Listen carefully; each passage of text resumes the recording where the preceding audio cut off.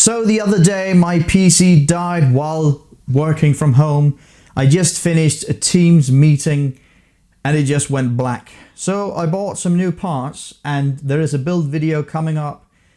But I thought, what about doing a mega unboxing video where I unbox all these parts in one big video? And I'm going to put timestamps in the description for each of these unboxings, so you can skip to that if you just want to see one of them. So let's get started with the unboxing. So let's start the unboxing by unboxing the MSI B550I Gaming Edge Wi-Fi Mini ITX. It's a relatively small box and an even smaller ITX board. This is actually the first time I'm holding a Mini ITX board, and it is really tiny. I knew it was tiny, but yes, that is really, really tiny. On the back, you have a M.2 slot here, and some of the IOs are, start from the top. You have a flash BIOS button. I'm guessing you can flash it using the USB port here, so you can probably get a USB key. I'm gonna have to check the manual. You have PS2 connection for a older mouse or keyboard, another USB port, HDMI out, and you have the connectors for your antennas for the Wi-Fi. You have a USB-C connector and another USB connector and two other USB connectors and a RJ45 connector for your network and a optical digital audio output, and then you have your 5.1 surround output here. So this is a AM4 socket for Ryzen processors. You have 2 RAM slots, you have 4 SATA connections here, a USB 3 connector for the older style. I think this is the newer style connector for USB 3. You have a PCI Express Gen 4, and you have your connector for your 24-pin ATX power connector, and your 8-pin CPU connector there, and yeah. It's actively cooled here, so the chipset is, well, it's not going to get that hot. Hopefully. Yeah, so I don't really know that much about this board, other than it should be all right for the processor that I bought. That's it for the motherboard. So let's see if there is anything else in the box. Underneath this, you have the antennas for the Wi-Fi, and you have 2 SATA cables. One of them is angled. Pretty smart. That's a sticker, I guess, MSI sticker. And drivers and utilities. But who uses these types of discs today? You just get the drivers, updated drivers online. Made for gamers and creators. Oh, that's just a little pamphlet with other MSI gaming gear. Thank you for choosing an MSI product. That's just a sticker or a piece of paper reminding you to register, and another piece of paper where you can register and join the MSI reward program. And here's the manual. So this is going to come in handy choosing the right connectors and such. Not that the biggest thing I use this for is normally about the RAM slots, but since there's only have 2 and I have 2 sticks, there's not going to be much of an issue there. And a quick installation guide for the CPU and the cooler. And the picture of the cooler is the one that's in the box of the CPU. And 3 tiny screws, and oh yeah, it's for the M2 slot. You always lose some of these when changing out M2 discs. However, I'm going to use my old SATA disc. I did not buy an M2 disk just yet. So that was it for the unboxing of this motherboard. So let's skip to the unboxing of the power supply. So this time we're unboxing the SFX600 600 watt power supply from Corsair. And I don't know why it says SF600. I'm pretty sure I ordered the SFX600. Let's get this out of this wrapping.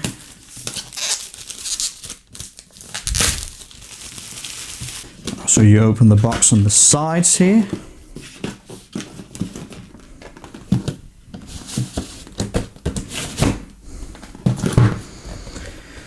So you just have a brown box that's covered with some aesthetics.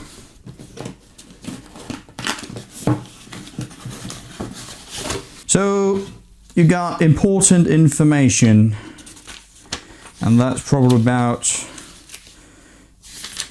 safety concerns, and a user manual for SF600 and SF450, showing you about the connectors and cables and such. You get a power cable,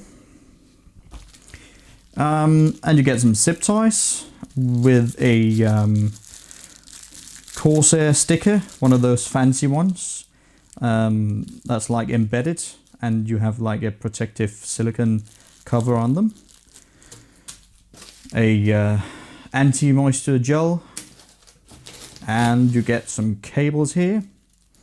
So let's see what types of cables are in. You have your standard Molex connectors, 4 of them. And you have a 8-pin PCI, no, that's the CPU, 8-pin CPU connector. And the ATX 24-pin connector, is it 24? 4, 8, 12, 16, 24. So that's a 30-pin, okay. Was it 30 on the motherboard? I don't remember now. That doesn't really matter. For the motherboard. And a SATA connector cable for... yeah, 4 actually. 4. 4 discs. And this is for the graphics card. You get PCIe, 8 pins. So that's like a... oh yeah, you get 6 pins with the optional 2 extra pins. So you can actually use a graphics card with 2 8-pin connectors. And here it is. Oh, it's really tiny. That's a really cute power supply. Looking forward to install this. Yeah, not much to it. Fully modular. What size is that? I don't really know. It's like 10 millimeters, 80 millimeters maybe? Not 10, 100. 100 or 80 millimeters, I'm not sure. That was it for the power supply. So let's skip to the RAM. The TridentZ Neo G.Skill DDR4 RAM. Yeah, so let's get this unboxed. This is the part where I always cut my skin under my nail. And what do you get in the box? Well, you get a plastic cover and a sticker and 2 RAM modules. Pretty thick actually. And they're really tall as well. I really hope these can fit inside the case, or actually I hope it can fit inside the motherboard with the cooler that I'm going to install. Otherwise, I'm gonna be sad. That's a weird thing. It's like the metal part is longer of the connectors. I don't know if that's standard for DDR4, but maybe that's part of the design. They both have it, so I don't think it's an error. I hope not. And yeah, the G.Skill sticker. So that was it for the RAM unboxing. So let's skip to the Cryorig CU cooler. So this is actually a very small cooler with a TDP of 115 watts. It supports all these sockets and I'm going to use it for the AM4. This is the box is not great to look at. Has a C7 logo thing here, and you can see a picture of the cooler. I think that the reason it's reflective, it's because it's the CU model, so it's entirely made out of copper. So it's supposedly be like 15% better to dispose of the heat, but I'm not sure. So inside the box, you have the fan and the cooler. Pretty straightforward. There's a plastic bracket here, and underneath we have the install manual. Please peel this label off before you use. Yeah, that's a good idea. Otherwise, the heat is not gonna be disposed onto the heatsink that well. Yeah, it's quite nice looking. It's really heavy, probably because of all the copper. So yeah, another anti-moisture gel. Underneath we have, oh yes, we have